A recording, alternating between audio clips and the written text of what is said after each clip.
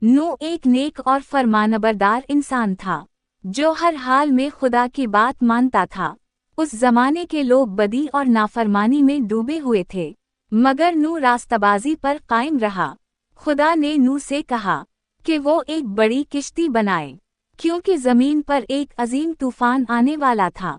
नूह ने बगैर सवाल किए खुदा के हुक्म के मुताबिक किश्ती बनाई। ये किश्ती एक मजबूत मुस्ततील संदूक की तरह थी, जिसके 3 मंजिलें थे।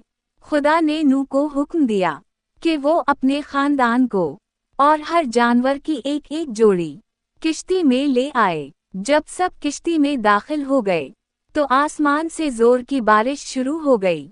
पानी बढ़ता गया और सारी जमीन डूब गई, मगर किश्ती महफूज रही। कई दिनों के बाद पानी उतरने लगा और किश्ती एक पहाड़ पर ठहर गई। नूह और इसका खानदान बाहर आया और खुदा का शुक्र अदा किया।